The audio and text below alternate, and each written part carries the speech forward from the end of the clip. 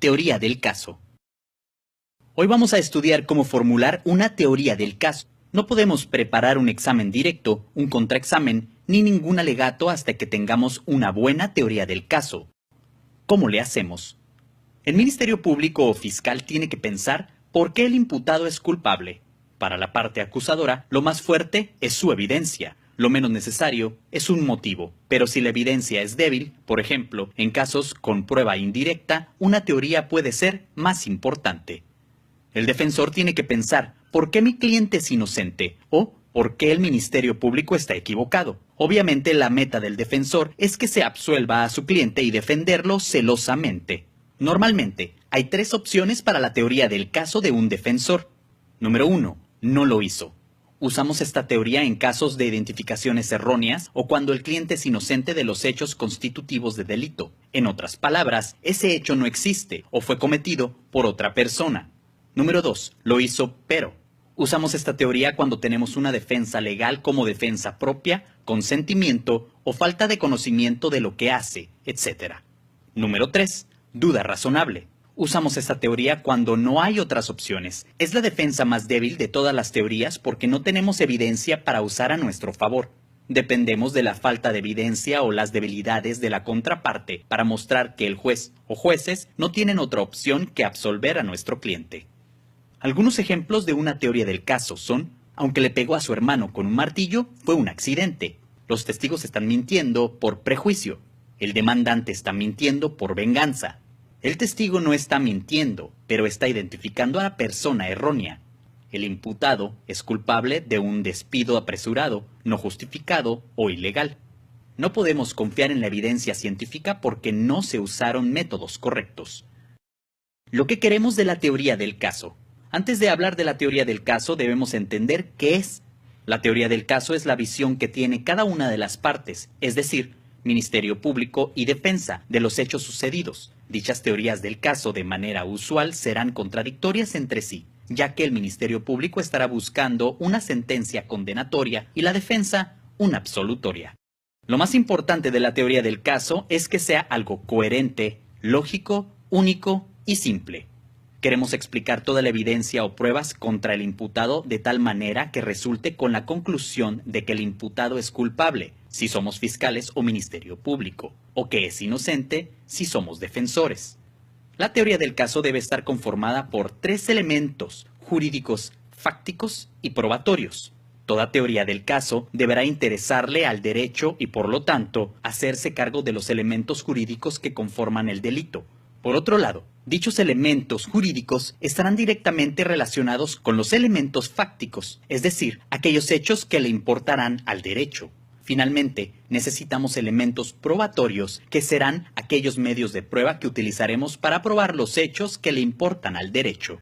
Empezamos desarrollando una teoría con el conocimiento de los elementos jurídicos del caso. El Ministerio Público o Fiscal tienen que probar cada elemento para ganar su caso, toda vez que es él quien tiene la carga de la prueba, es decir, la obligación de probar todos y cada uno de los elementos del tipo penal para que los jueces puedan dictar una sentencia condenatoria. En cambio, el defensor nada más necesita desacreditar de manera exitosa un elemento del delito, es decir, un elemento jurídico para poder destruir el caso de la contraparte y absolver a su cliente.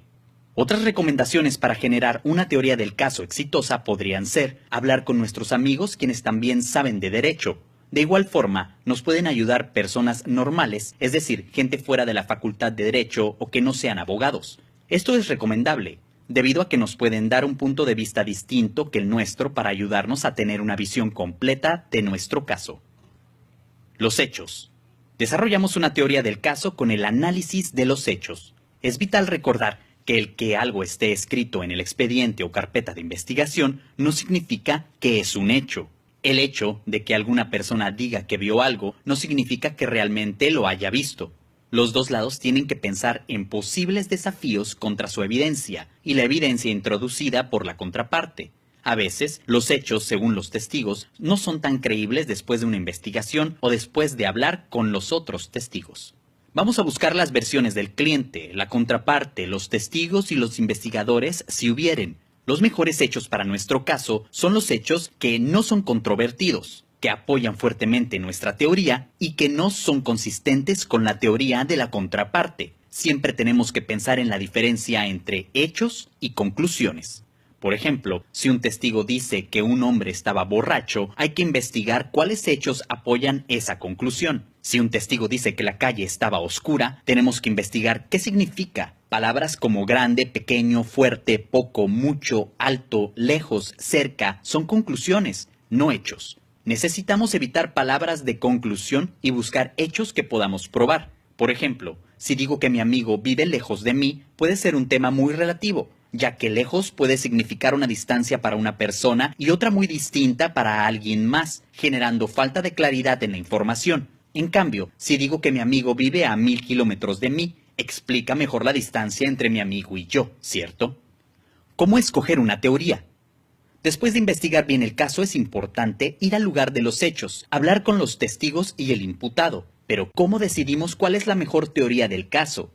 Normalmente, la mejor teoría es la que está basada en los hechos no controvertidos. Es decir, la mejor situación es cuando no tienes que disputar casi ningún hecho. Por ejemplo, si tienes que negar las acusaciones de todos los testigos, puede ser más difícil. Lo anterior se debe a que generalmente es más difícil persuadir al juez de que alguien está mintiendo que cometiendo un error. Además, para persuadir al juez de que alguien está mintiendo, puede ser necesario encontrar motivos para esas mentiras y tener que probar dichas mentiras en juicio oral.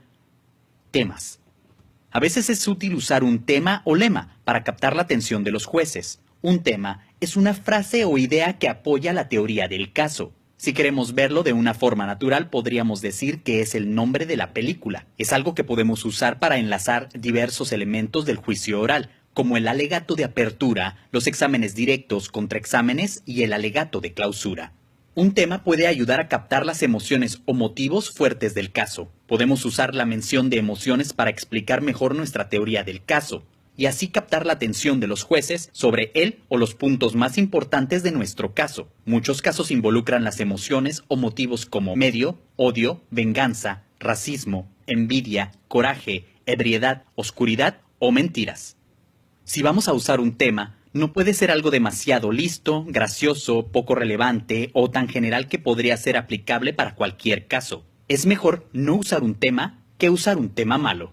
Algunos ejemplos son: nuestra teoría del caso es, aunque le pegó a su hermano con un martillo, fue un accidente. Nuestro tema puede ser, en la vida cometemos errores.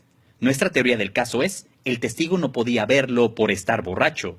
Y durante el testimonio, su mejor amigo dice, esa fue una fiesta salvaje. Nuestro tema puede ser, una fiesta salvaje. Conclusión.